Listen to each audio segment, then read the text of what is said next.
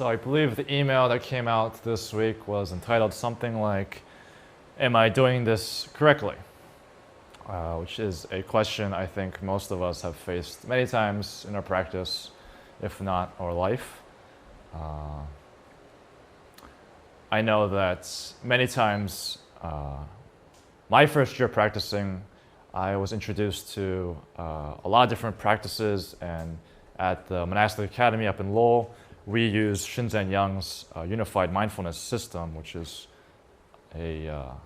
his own unique spin on sort of a meta system on how to categorize and explain all the contemplative practices of the world and how they relate to each other, so that you can go to any tradition or any practice and sort of see the bigger map of how that practice fits in with other practices, which was new to me because I'd been practicing for many years and had jumped between traditions and was always very confused because a lot of traditions say different things. If you go to a Vipassana insight school, they'll tell you to close your eyes. If you go to Zen school, they're very emphatic about keep your eyes open. You're here to engage with the world, not to go into your daydreams. Different schools have different philosophies, whether it's a meditation or other things. I've done other stuff like dance or Tai Chi, where one Tai Chi teacher would tell you you should have your hand limp, another teacher would tell you should be straight, and they're on the same street, and you wonder what's going on. How can they have two different philosophies on how to hold your hands? So Shinzen system was very new and different and sort of contained all the techniques. You could do see out, of just paying attention to the outside visual experience. You could do observation practices where I'm just following my breath, noticing the in-breath and the out-breath. I could do chanting. I could do inquiry, like who am I? I could cultivate compassion. There's all of these techniques. And so I remember the first few months I was at the monastery up in Lowell. Well, back then it was in Johnson. I would just go to all these different techniques. One retreat I'd be doing hear out, and I'd just try to listen to the sound of the birds, sound of the crickets, in this case the sound of the fans. And then in the background of all of that, there's almost the silence that's behind all the noise that after a few days of retreat I could stay with, and just constantly try to hear sound or the absence of sound in the entire day for the entire retreat. Next retreat, I'll do something else. I just try to follow my breath. Soryu, our founder and abbot, would say, you should go through the entire day without losing track of a single breath. You should be aware of every single breath. And so I'll try to do that and fail continuously every minute of the day. But still trying, really throwing myself in.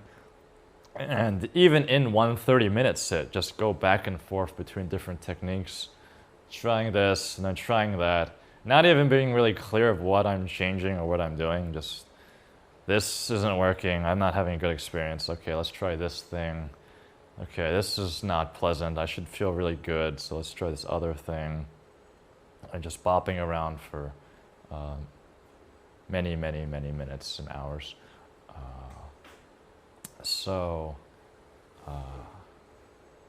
It's interesting, I remember before I came to the monastery, I lived in Boston, which is a great hub for spirituality and particularly Buddhism. There's the Cambridge Insight Center, founded by Larry Rosenthal, who brings in a lot of great teachers like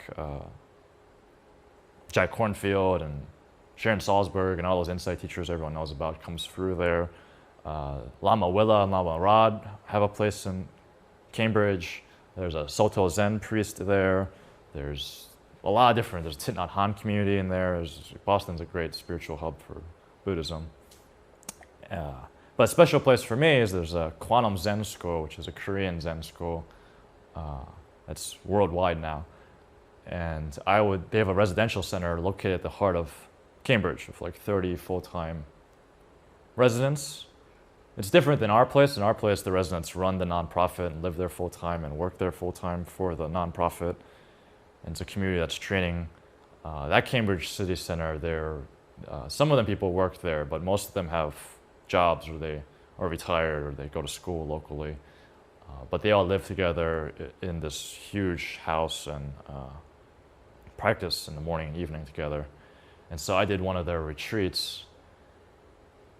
And at the time, I was still hopping between different traditions and different teachers and different practices. And I asked the Zen master there in my interview, how do you know that you have a good teacher? How do you know you have a good practice, or this is the right tradition or group that you should practice with? And she said, and you know, Buddhism and spirituality in the West has religion in general has a mixed history of a lot of financial and sexual scandals and abuse. And these days, it's hard to trust anything, whether it's organized religion or business corporations or governments, or even ourselves. A lot of distrust, and it's hard to know, is there anything I can rely on or depend on? So it was kind of from that place I was asking this question. And she said, yes, you should definitely don't follow a teacher that's abusive. You should be careful for that. And this is all from memory too, so she might not have said this, but this is what I remember. So I think this is what she said. So if that happens, you should definitely not support that. Don't follow that. But at the same time, most of us have too much of this constantly checking mind. So always checking ourselves, checking the teacher, checking the technique, always checking our experience with, is this matching what I think it's supposed to be like? No, then okay, this is not trustworthy, we need to do something else. Just this constant checking, doubting mind, which was really helpful, because it definitely was true. I was definitely checking myself and checking all the teachers and checking all the practices of, is this working or not? And about a month ago, I was like installed as the teacher for the Monastic Academy while Soryu is away, starting our second center in California. And I've had the privilege to do interviews with a lot of the residents, all the residents, and many guests. And just recently, Shinzen did a week-long retreat, and we had maybe 2,000 guests or so come, and I got to do interviews and meetings with a lot of the guests. And no surprise, a lot of them had very similar experiences to what I've had in my practice, which is a lot of uncertainty and doubt of, is this practice working? Should I do a different technique? Am I doing this right? Is really what most of it boils down to. And the role of the teacher feels like 90% of the time is just encouraging people of, you're doing fine, just do the technique. It doesn't really matter what technique you do, as long as you do a technique. Please do a technique. And one of the metaphors that I was thinking of was, it's kind of like going in an airplane. You're the pilot of an airplane, and you know the purpose of an airplane is to fly.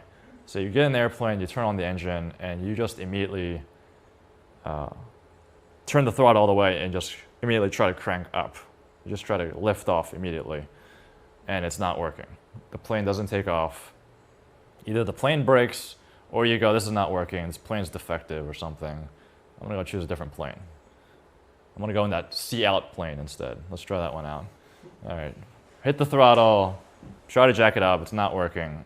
All right, this doesn't work. And just constantly hopping between planes or trying to do things much faster or quicker, or the opposite of hesitating and not putting enough gas into the throttle. And really not really being with the experience of just what's happening right now. A lot of times we come to our practice with the idea of what practice is supposed to be like, or this wonderful, blissful experience I had during my last sit or my last retreat, and I just want to recreate that experience. Let me just have that great experience. Or I'm having this terrible experience and I just need it to go away, and meditation is supposed to help, so I'm just going to try all these different techniques, and one of these will hopefully work, and then I'll be free. But as Shinzen defines mindfulness is attentional skills that we can practice deliberately, purposefully, systematically to increase our baseline level of happiness. Paraphrasing. And so one of these attentional skills is equanimity. Another one is concentration. Can we concentrate, use our technique to concentrate from all the distractions and all the things that are happening down to just one thing, just one technique, whether that's seeing or hearing, feeling, following our breath, saying a mantra, thinking good thoughts about the people we love or ourselves.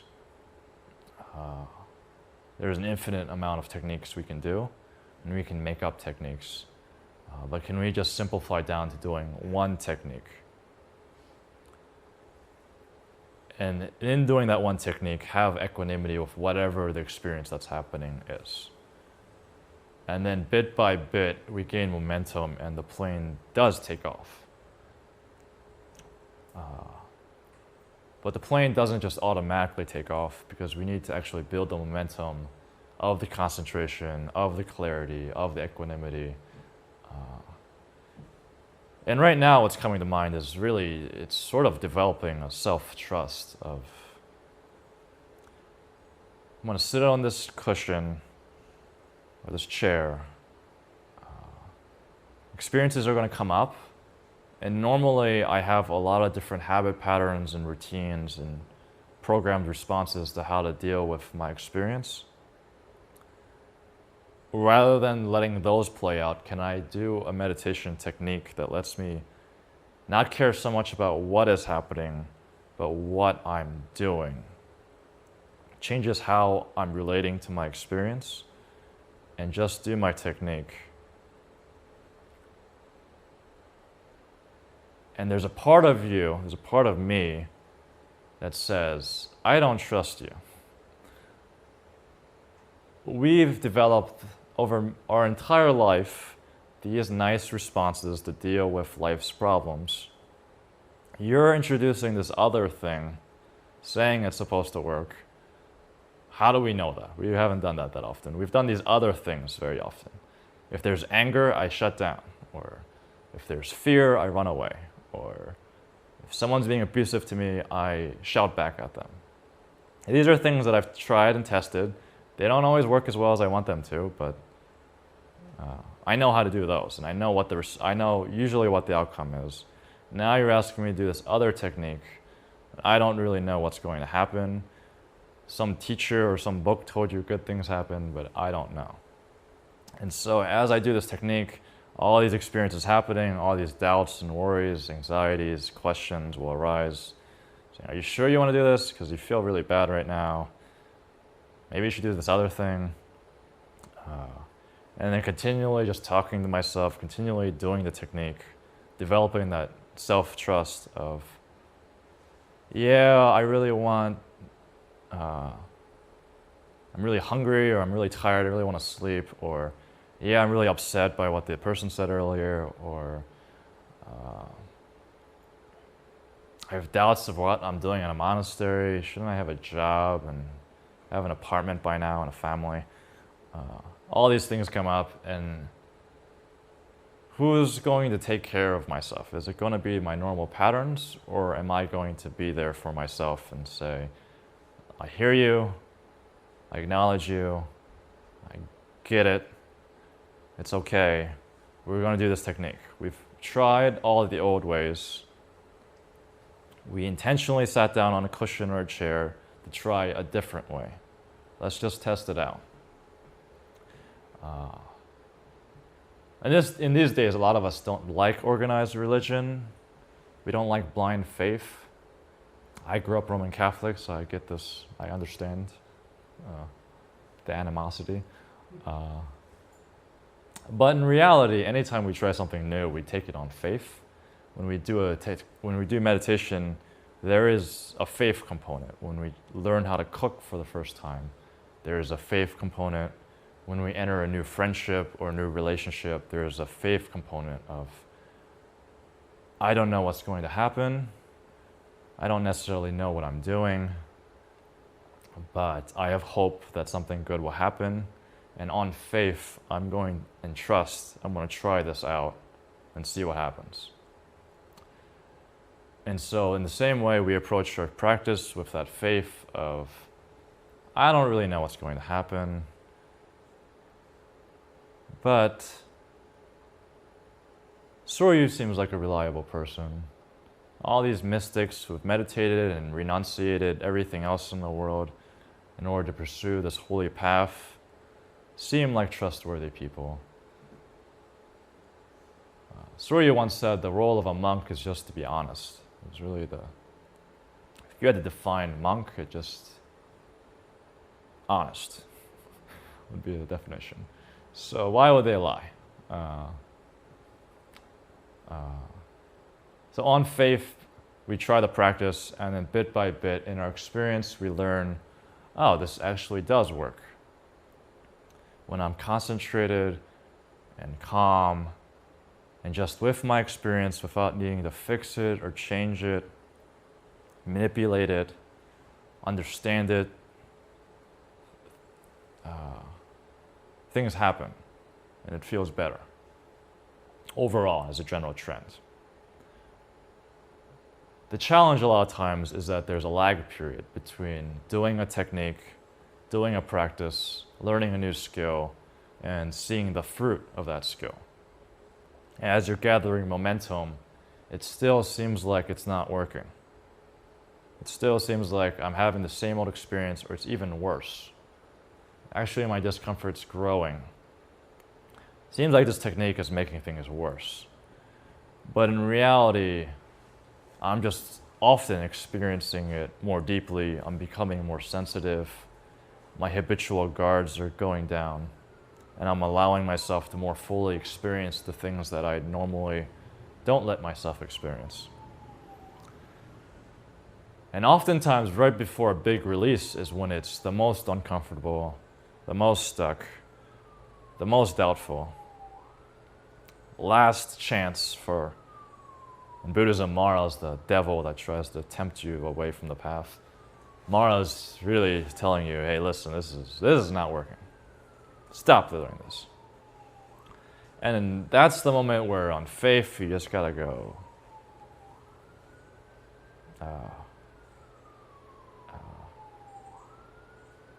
you can almost logically reason it out too. Because a lot of times it's like I'm sitting comfortably in a chair or on a cushion, and there's nothing. No one's really attacking me. This is just my own thoughts and my own body sensations. My body is the one producing this experience, so why would it try to kill me at the same time? A lot of times I think it's my body that's creating this experience. So my body knows how to tricate it, how to provide the right dosage that I can handle. So just on faith, I'm going to keep doing the technique. And then often, usually minutes, sometimes hours, maybe even days, the fruit of all that practice actually comes to fruition. So if you imagine a plant, we plant a tomato plant, and we give it sun, we give it water, we give it a lot of love.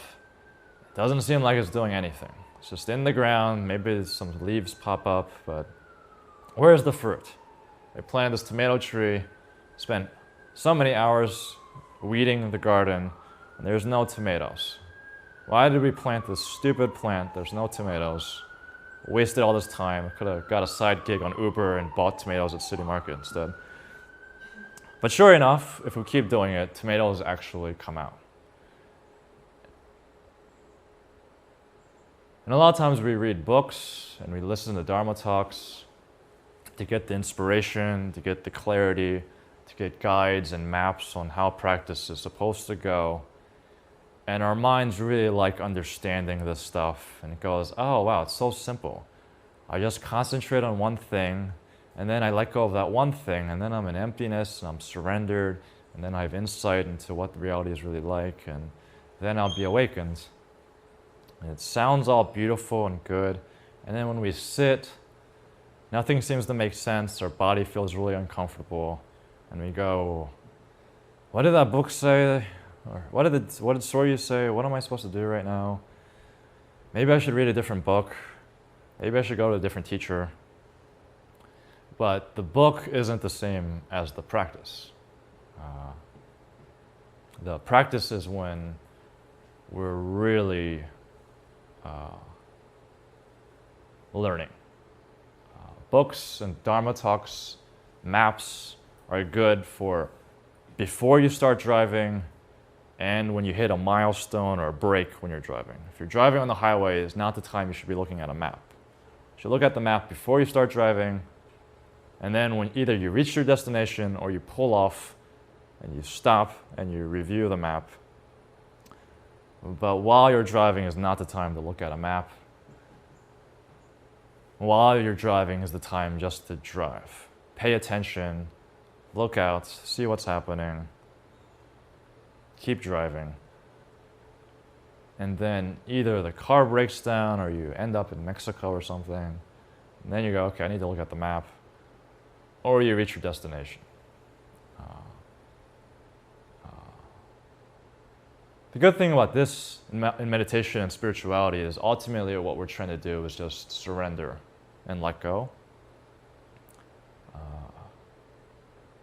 Really, that's really the name of the game, is letting go. Getting out of our own way. All the habitual patterns of how we manipulate and manage our experience, we're letting that go. And really testing, when I let go, is there a wisdom? Is there compassion? Is there something else I can trust that will work?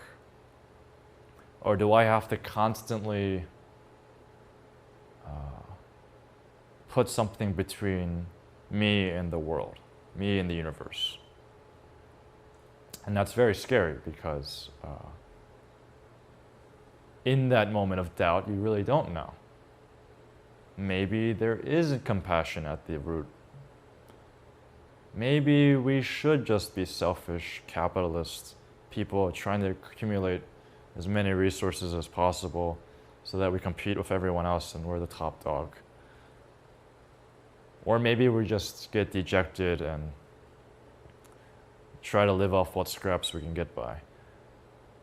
But the spiritual path is a path of surrendering and faith, of when I really let go, is the universe at the root trustworthy or not? And so we do one technique to simplify things down to just one thing. We do one practice, we do one action, continually doing one action. Not paying attention to so much to what is happening in my experience, but am I doing this one action? How am I doing this one action? Am I focused? Am I clear? Am I equanimous? Am I present? And whatever comes up, whether it's joys or sorrows, bliss or pain, whatever's coming up, I'm going to do this one action. And actually find out for ourselves, through the direct experience, whether or not that faith was well-founded or not. Because otherwise we're always living just based on competing views and beliefs of what's true. This is the thing we should rely on, socialism. No, this is the thing we should rely on, capitalism. No, it's this, no, it's that. And then we're all just defending our own views and saying if everyone just believed what I believe, then the world would be better. But when we actually surrender and let go, to whatever extent we've done that with ourselves, we don't rely on that anymore. We're not controlled by that anymore. And we can actually meet people wherever they're at, not needing them to be the way that we need them to be, believing what we think, needing them to act the way that we think they should act, but actually with compassion, with clarity, with equanimity, of seeing each person just perfect as they are, see ourselves perfect as we are. And this question of, am I doing it correctly, can just go away. And then we're just having our experience, being our experience. And ultimately, I think that's what we all want. So, can I just be myself as I am right now? Is that okay? Instead of having to be something, become something, can I just be myself? At least with myself.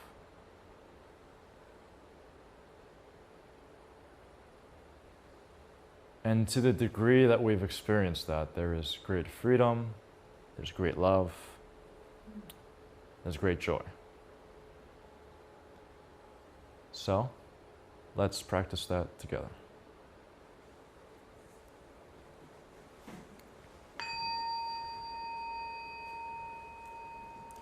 You can begin by stretching up and settling in. Posture is very important. All of us have our own bodies, make our own special adjustments. But to the best of your ability, have a dignified posture where you can be proud of yourself, proud of your experience, proud of your body, open to the world. Straight back, grounded into your seat and your feet.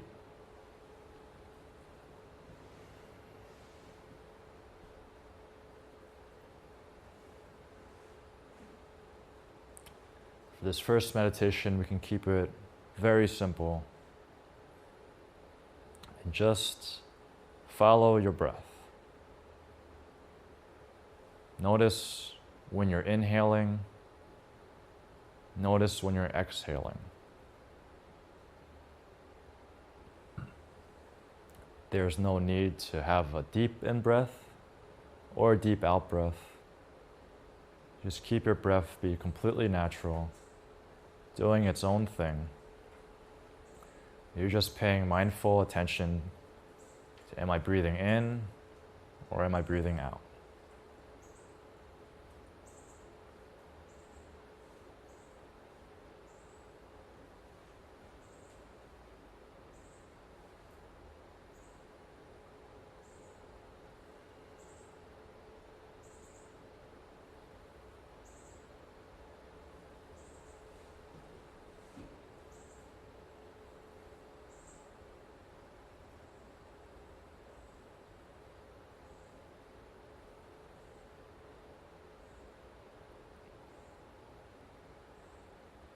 If distractions come up, whether they're sounds or thoughts or feelings, that's okay.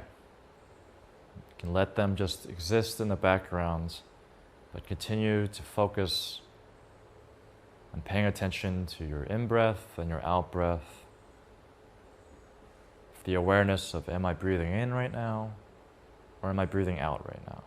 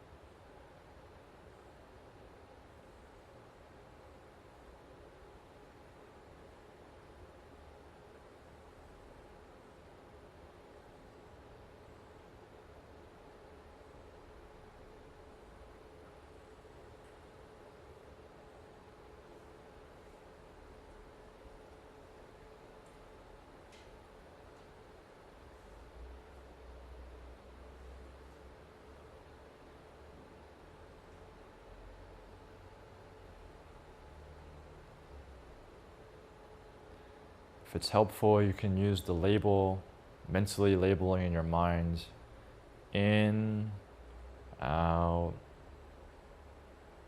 in, out. If you find yourself getting distracted or wandering, you can use that label to really bring yourself back to your breath.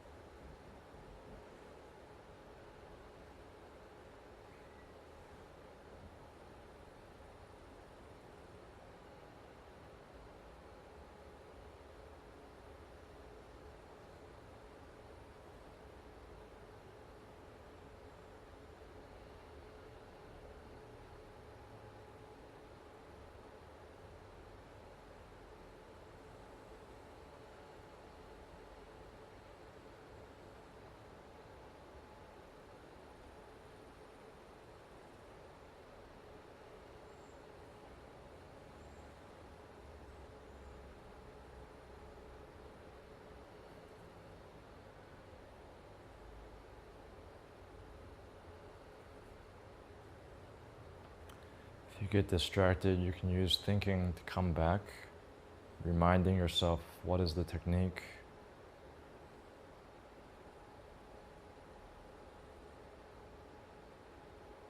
Noticing when you're breathing in, noticing when you're breathing out.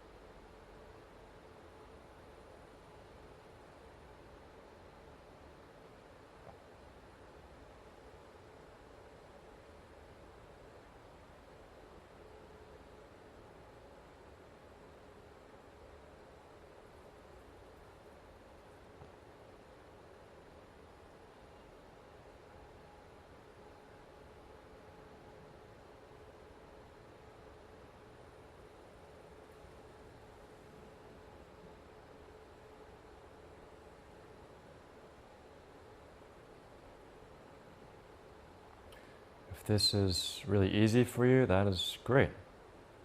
Enjoy that and continue doing the technique. If this is challenging and distracting and uncomfortable, then that's great. You have a higher challenge level.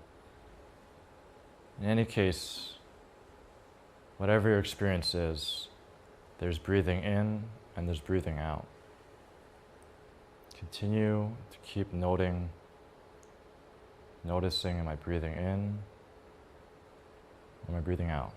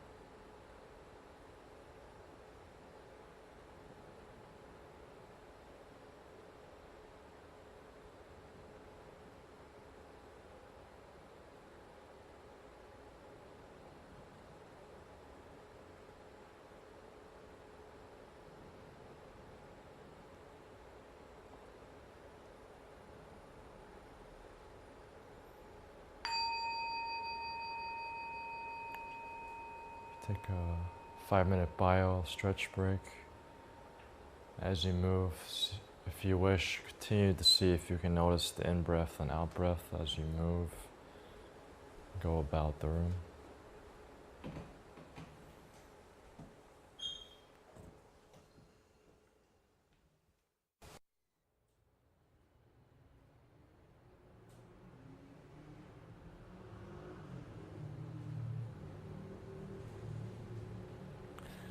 Good job, everyone. So for this next guided meditation, we'll take the concentration and mindfulness we've cultivated and do an inquiry technique, a question technique. The question, if you want to do this exercise, you can always stay with the noticing the in-breath and out-breath.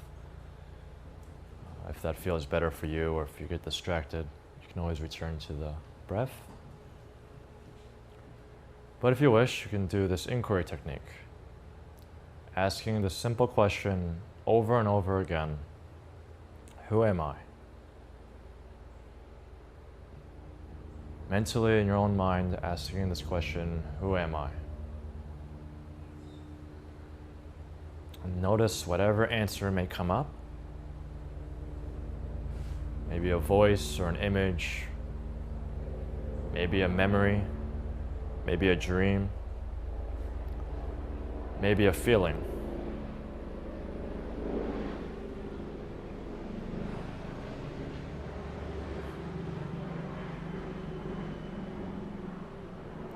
Maybe a helicopter. Whatever comes up, you can acknowledge it and just ask the question again, who am I?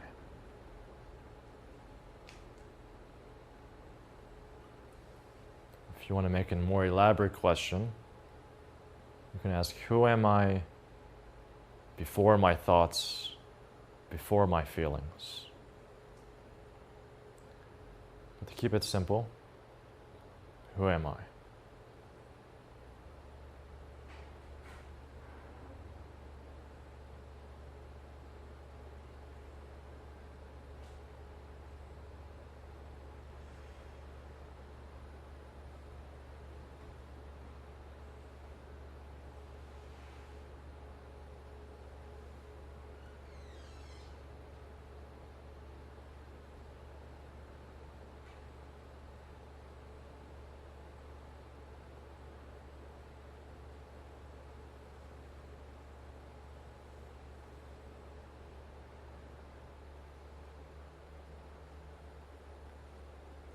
If you don't have an immediate answer or response, you can just keep asking the question.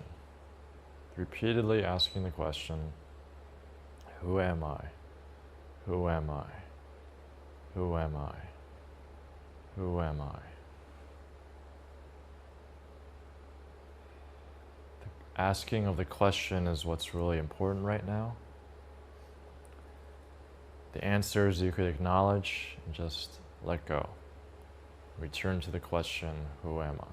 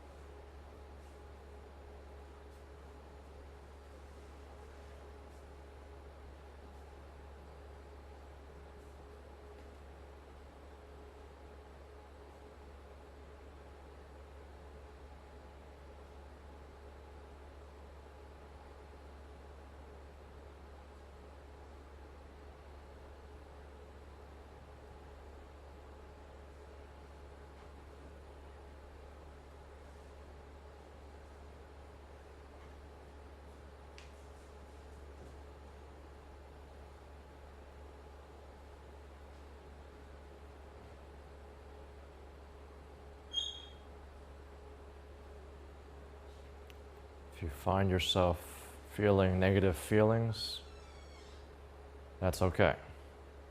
Just let them be in the background with equanimity. If you're having positive feelings, positive thoughts, that's good. You can also let that be in the background with equanimity. Continually asking this question, who am I? Who am I? Who am I?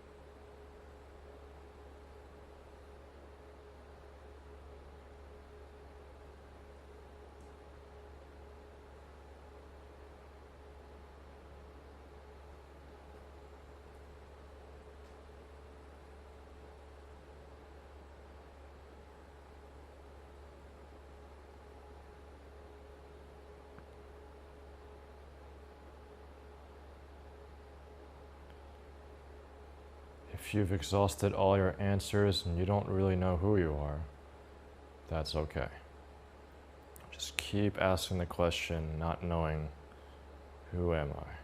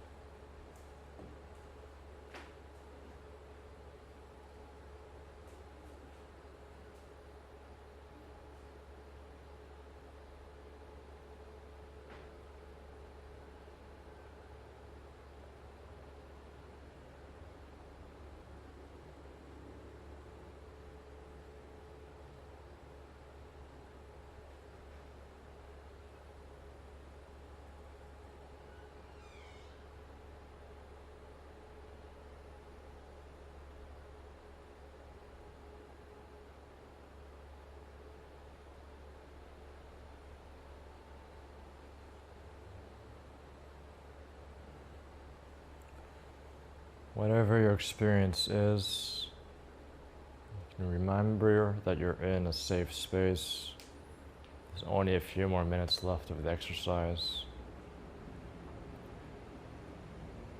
Continue asking the question, having a complete experience of just asking this question, who am I?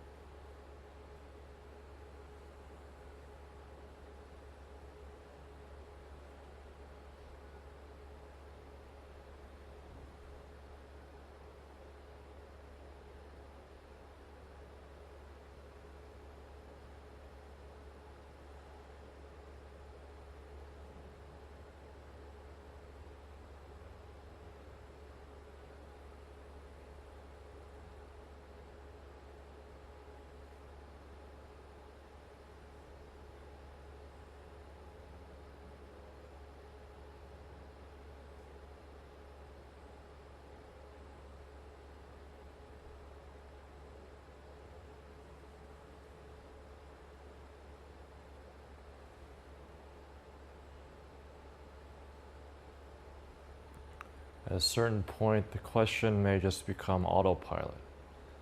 It's just repeating itself and doesn't even really make that much sense. Just seems like this question keeps getting asked. That's okay. Just let it automatically keep asking, who am I? Who am I? Who am I?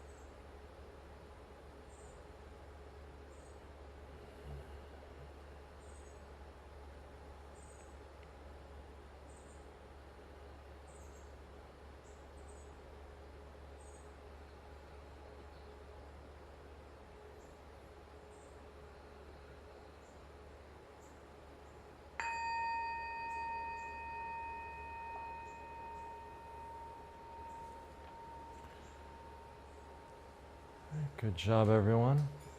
Take a moment to stretch or be kind to your body.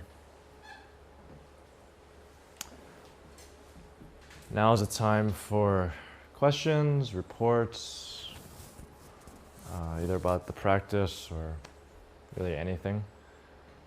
My favorite part of the Sunday set.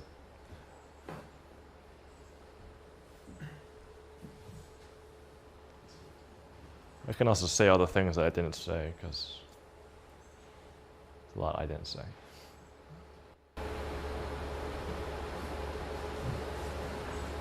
What was it? I really appreciated this guided meditation, or at least the inquiry practice. I found myself smiling more than I've ever smiled in a meditation. And I know that part of that was trying to stay alert and awake and cultivate compassion, but there's also something really joyful that I don't do very much in my practice about having a structured inquiry technique where you're waiting and allowing whatever comes up in response to come up. Usually I don't feel like I get such an interesting experience. I mean, if I'm watching the breath, it's not really changing all that much, besides more tension, less tension. But this, there were all these things about who I am and the connection with other people, or the way they respond to me and light up is who I am, things like that. But then by the end, Shinzen's words of being primordial perfection came up, and that made me smile even more, just touching source or being light. I really appreciate it. I don't do inquiry technique very often. I appreciate the question and just sticking with it and seeing it unfold. So both, there was a quality of correct me if I'm wrong, there's a quality of joy in the allowing for whatever, giving time and space for whatever response to come up. Felt good? Yeah. Sort of like having freedom in the kitchen instead of sticking to a really strict recipe. And then, and also the just natural, spontaneous response that you got from the ether of primordial perfection. Just naturally responded with, there was that automatic response and an automatic response of joy at that response. Yeah, there was joy in the experience of doing the technique, and then the answer that came up was fun and joyful. Great. Useful. One last question. Might be a buzzkill. After you enjoyed the feeling good about primordial perfection, that's great. Did you continue asking the question? So that came at the very end. Oh. But there were many other answers in there, and I kept asking the question. Good. Great. So thank you. Thank you. Autumn? I noticed that whenever I do inquiry technique, the words immediately lose their meaning, and it doesn't seem any different than if I was just saying any random words. And I'm wondering if there's still any value in the technique when I'm having that experience of it. Can I ask a question? When you're doing the technique and the question stops having meaning. It never has meaning. Never has meaning. It just sounds in my head. Do you feel a certain way about that, or just whatever? It's no different than the breath. Like the breath has no meaning, it just comes in and out. And like the sounds have no meaning, they're just sounds coming and Mm-hmm.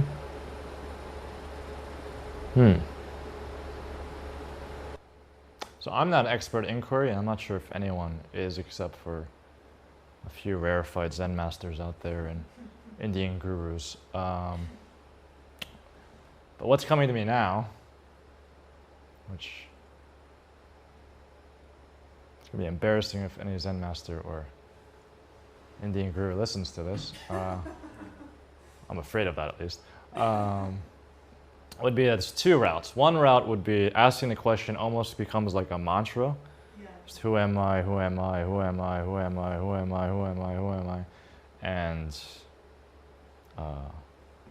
that's good too. Develops concentration, develops clarity, develops equanimity. Nothing wrong with that.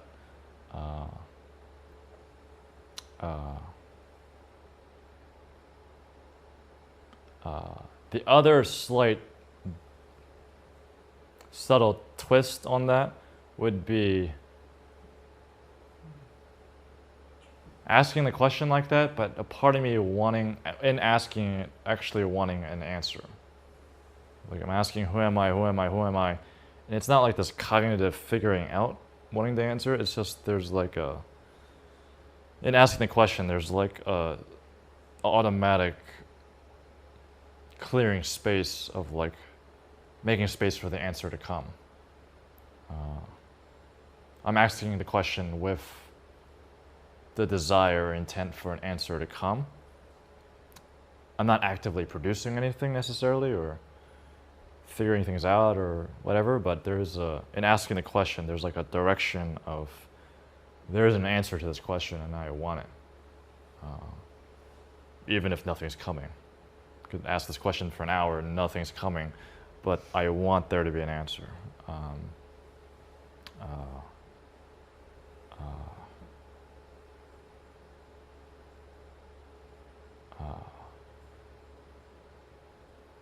The classic example of this inquiry technique would be in the Zen schools that use koans.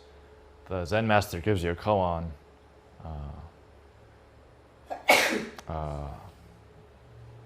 What is your original face before you were born? And your entire interview, usually with him, in my experience, or her, is you go in the interview room, he asks you the question, or she asks you the question, and you're supposed to give a response. And if you don't give a good, adequate response, then he rings the bell and the interview is over. And so there's an expectation that you should have an answer when you go to the interview room, and that builds pressure of, I'm supposed to have an answer. I know that guy's answered like 5 koans, so it's definitely possible. Why can't I get an answer? Who am I? What is my original face before I was born? Does Joshu's dog have Buddha nature? No. And it's like, there's that tension and pressure, at least in Zen training, of where is your goddamn answer? Like, you just spent a day in the Zendo, you should have an answer to this question. It's like embarrassing if you don't. You go in there, you feel stupid I think it means, and then they just ring the bell. You go, wrong. Or you go, no. And they go, nope, still wrong. And you just go, shit. It's like embarrassing, and you just don't know what the hell to do. And you need to have the answer. It's like every day is like a final, and there's only one question on the final. And a lot of times you even know the answer, but somehow when you write the answer, it's still wrong. And so you go back to the question and you go, how does this make sense? I know the answer. The other person who's done this koan told me what the answer is. And I gave that answer and they still said I was wrong. Am I gonna waste my entire life trying to answer this? Maybe there's no answer to this stupid question, and my technique is asking this question, and I can't do anything else, and I don't want to ask this stupid question anymore, so I want the answer. So at least in Zen training, there's this thing of you quickly exhaust all the answers, the easy answers, and then you're just left in this. I've never answered any of the hard koans personally, so I'm not an expert at this at all. So this is hearsay and very limited personal experience. There's one Zen teacher I really like. He sort of updated Zen for the West. He has this 12-step koan answer thing where he actually gives you the manual and has all the answers. It's like a facilitator guide, and all the answers are there. Doesn't matter if you know the answers or not. But then I've also done private interviews with him, and he doesn't ask those weird Chinese enigmatic questions. He asks very personal. I don't know if he's actually intentionally doing this, but this is my interpretation of what he's doing. Is in all the interviews I've done with him, he'll ask me a question that completely confuses me. And it's a very practical question, like,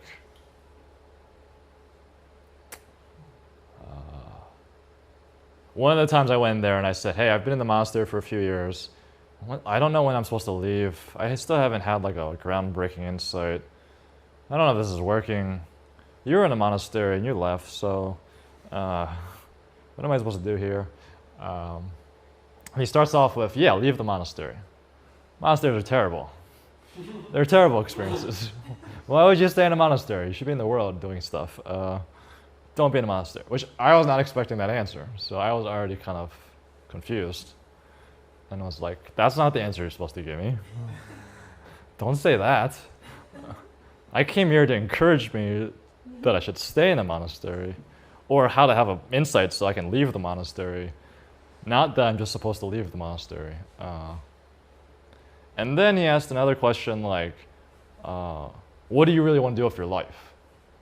Like, what do you really want to do with your life? Like, if you're going to leave the monastery, great. What are you going to do with your life? And I was like in a daze of like, I don't know. I don't know.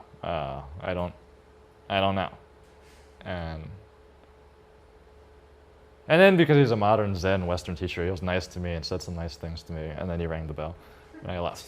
But I know the first break period, there's this huge pond, like 5 or 10 times bigger than the one we have in Lowell. It's very large. Walking around it takes like a good 10 or 15, 20 minutes or something. And I sprinted around it a few times because I was so going, what is my purpose in life? What's the answer to that question? Why the fuck did he ask me that question? How dare you ask me that question? He's supposed to give me the answer, or like, there's no answer to that question. That's a stupid question. Why would you ask that question? And I was really pissed off and really desperate to know the answer to that question. So my interpretation is he gave me a customized koan for me in my situation. I don't know if that's what he was doing, but I've consistently had that experience with him every time I've interviewed with him. So I hate going to interviews with him. I also really like it, but I really hate it. So in that way, it's like asking the question, and there's a part of you where like it doesn't make sense, and you're like, does this question even have an answer? Maybe this is a trick question. But at least in a Zen, Rinzai Zen and other Zen forms that use koans, you're expected to have an answer when you go to the teacher, and that is your technique, is asking this question. So great, it's great if you use it as a mantra, but at least in a Zen training, you don't spend the rest of your life stuck on this one question. So really want an answer. And you know that there's like dozens or hundreds of these koans, and you're like, I can't spend years on one koan because I'm going to die before I get through these koans. So there's this urgency of really need the answer to this question. So I'm not sure. I've done both. I've done it where I just go, who am I, and I almost make it into a song where I go, who am I, am I who am I am who am I, and it almost goes into a song. And that's great, I like it. And there's other times where it's like, I really need the answer to this question. And there's no answer really. All the answers that are coming aren't, they don't seem like the right answer. I don't know. So that's what I got. Inquiries very mysterious, but there is an answer to those questions. And the questions aren't arbitrary, they're very specific. So, yeah. David. So I had a different type of experience. Mm-hmm. That question, who am I remember asking that of myself when I was 10 or 12 years old, and it tormented me because I couldn't find who ultimately I was. So, anyway, so a year ago I read a book by Tara Brach. I think it's called The Awakened Heart. And she talks about that, so it's like she gives you the answer. The answer is awareness, true awareness. So when I'm asking this question today, I'm going, well, I know who I was 6 weeks ago, that person. I know who I was a day ago, and I know Tara Brach's answer. And then I got a little bored. Right. Okay, I know these answers, I'm not getting anywhere. And then I came to a place where I said, I'm going to choose who I am. And the place I chose who I am was very close to what Tara Brach's answer is, and the way I formulate it is in this phrase: I am here, and my heart is awake, and I felt joy. And I guess my question to you is, did I do it the wrong way?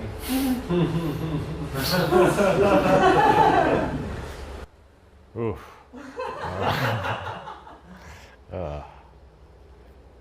I'm asking, how do I answer this correctly?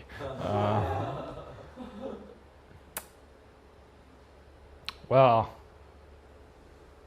so there's one thing that I've heard all the good teachers that I've come across say, which is one half of the path is coming back into emptiness, realizing our true self. Before thinking, before sensation, before feelings, who am I? At the source, at our root. But having realized that, deconstructing our identity to the most basic whatever. Yeah. Then having to reconstruct an ego, reconstruct a personality, manifest, express compassion and beingness, being a human, being a person. There are stories about people who get spontaneously enlightened. I think Eckhart Tolle was this example. He got spontaneously enlightened, and he's just on a park bench, sort of blissed out in the source or whatever, and could just die. I'm not sure if this is Eckhart Tolle, but I've heard this story about a lot of different enlightened people, where luckily there was some friend who saw them, or even a stranger, and took care of them, and they slowly regained their personality and learned how to relate to the world again and construct an identity that's caring and loving and of service and effective. But it seems like, maybe not everyone, but there seems to be at least a small percentage of people who experience awakening, and it's just this, it's like you're on acid and you're like, why should I eat anything or do anything? It's just like, I'm fine. So one way in your answer, if you choose an identity, I think we all do that, even enlightened people, that even if it's for them automatic and might not be deliberate for them, but you still have to have an identity, you still have to have an ego if you're going to be in the world. And as Shinzen would say, it's good to cultivate the positive qualities so that when we are awakened, or to whatever degree we are awakened, we're manifesting goodness, not badness. So that's a practice of being able to cultivate compassion, cultivate a loving heart, choosing that as our identity, rather than the identity that culture often forces on us, which is your inadequacy, anxiety, insecurity, competition, conflict. We can choose a positive identity. The only danger, I would say, is when we try to believe we're a certain way and we rely on that belief as the foundation of who we are. The good thing at a monastery is you're tested constantly of, is this your real experience, or are you relying on the person that you wish to be? Which it's still good to wish to be a good person, but that's only as strong as my ego can manufacture that identity. So in the training here, in training in meditation and at the monastery, we're actually really trying to deconstruct entirely. So it's not a belief anymore, it's an actual realization, an actual insight that love is at the roots. It's not something I have to produce. Service actually feels good in and of itself. Being selfish and angry immediately feels terrible. Why would I choose it? Then it's like someone says the sun is out right now. And you go, yeah, the sun is out. Who would argue that the sun is not out right now? And someone says compassion is at the root.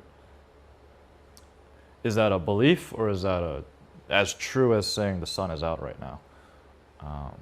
One is a much more stronger foundation that we can rely on regardless of how we feel or what we think or who we're around.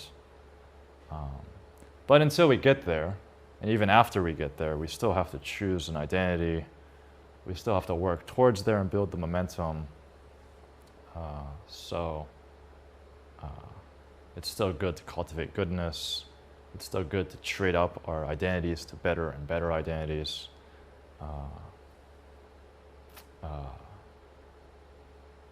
There's one teacher from the UK, Rob Burbia, who talks about there are different insights along the path, different, more rarefied identities people have. People have the experience of I'm just space, or I'm just this pure, whatever, space. I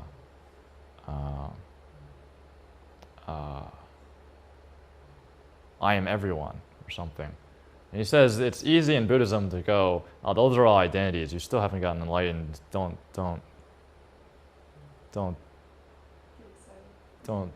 get excited. Don't get attached to them. Don't, whatever. And that's correct. You shouldn't get attached to any of that. But there's nothing wrong with trading up your narrow, self-centered identity with a better identity, as long as you're willing to keep asking the question, to keep trading up, and eventually let go of all of them. Of course, it's really dangerous, and I've had this experience where I have an experience and I go, I'm willing to just stay here. If I had the rest of my life here, awakening, that's all fine and well. This is good enough. But of course, it doesn't last, and then go, oh, okay, I still have more work to do. Sure would be great if I could stay in those states, but fortunately, just the nature of the universe is such that they're impermanent, and at least in my experience, they don't last. So, did that answer your question? Yeah, I think you answered very well. Cool. We have time for maybe one more question, or report, or comments, if anyone has anything. Jason? Yeah, so first of all, thank you for leading the talk and practice tonight. It felt really pertinent to my situation, and also the questions that were asked pertinent to my experience.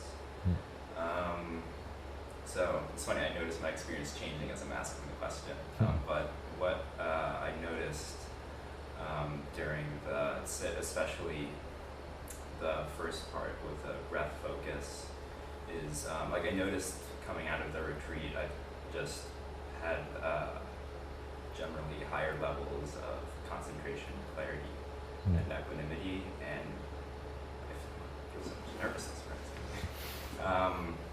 And during the meditation you were leading, I noticed that my attention just completely stayed with my breath, and that never really happened before. It felt like if the sensations of my breath were the ground, I was just walking along the ground, and thoughts happened, and they were just like birds flying by, and I'm like, oh, cool, but it was just gravity. It was just there. And I've noticed, kind of with that, there's a lot of ease ease and spaciousness and not very much solidity to my experience where there was before.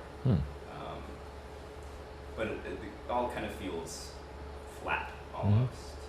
So I'm just like curious how to. Was there a sense of joy? There was a little bit of a sense of joy, actually similar to your report, Rosie, doing the self-inquiry technique. Like there was a period of maybe like a few minutes where I noticed like a little bit of a smile come to my face. But also like even when I was kind of like, you know, giggling at like things that you said that were like humorous or things other people said, like I was aware that the like laughter was happening, but didn't feel very much. Right. Well, one thing I'd say, it's very exciting that you had that experience. Just being able to lay your attention on your focus space, on your focus object, and other things happen, but you can consistently stay with it. That's a huge, great experience to have. It is unfamiliar. Like it's an experience that for like all the years I've been practicing, like I want that to happen. And now it's happened. I'm like, this is unfamiliar. I want to go back to where I was before. Right. Yeah, that happens. Yeah. Yeah, that happens.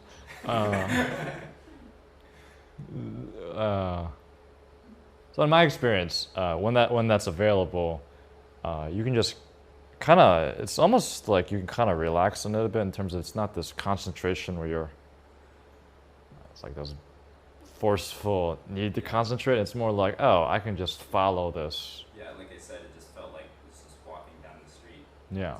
Like I wasn't getting like pulled up and like needing to reach back to the ground. It's just Right. So a few things could be. You could just keep doing that, just what you're doing, just stay on it, that's good.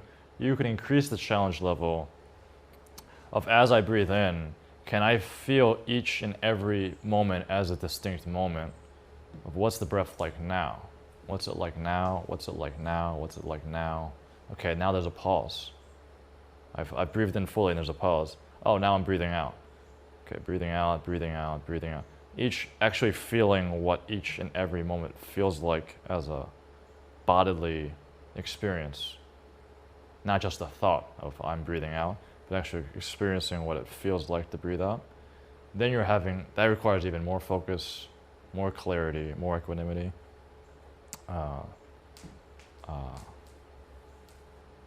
That's one thing you can do. Another thing you can do is if you keep doing that and stay with it, oftentimes my experience is that the joy and energy starts coming up. Starts being kind of like the anger and the desire and the anxiety and all that kind of fades, and there's like a joy and an ease and energy, and you can just let that happen and fill your body with that pleasantness, and just keep doing the technique. But you can really enjoy it and keep doing the technique,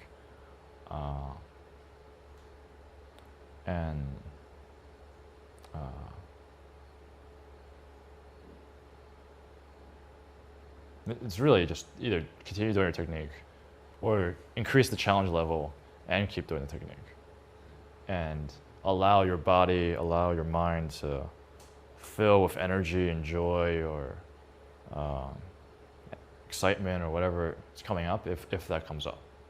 So then you're building a positive feedback loop of the more I do this, the more pleasant it is if that pleasantness is available. If it's available, then you want to spread it through your body so you want to keep doing it. And oftentimes it's almost painful how much joy can come up. So you just have to learn how to deal with that.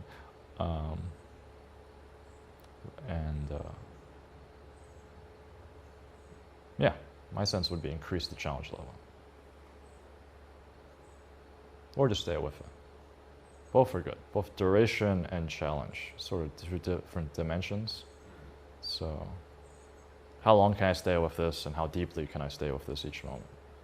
So or you can go diagonal. Yeah. I typically do a noting practice. I don't do like durational concentration. Mm-hmm. Do you feel like that if I go back to doing noting practice, is there a way to do that with like upping the challenge level? It's just like looking for more clarity and doing that, or It's almost like what I think is a second is actually like, or what I think is one moment is actually like 10 moments. And so it's sort of zooming in more into like experiencing more of the breath. Whereas usually the breath might just feel like a 5-moment experience. Now it's like a 50-moment experience. And what used to just feel like breathing in, there's no real feeling to it. Now you can actually feel, where is it located? How does it feel? Yeah. It's less of an idea of it, an actual like, it's like the same experience, almost as if someone was touching you and moving up and down. It's like, it can become that vivid. But the main thing would be, start with wherever you're at and just ramp it up gradually. Yeah. Does that make sense? yeah. Okay, cool. Well, thanks everyone. Thanks for coming on this beautiful summer day and practicing with me.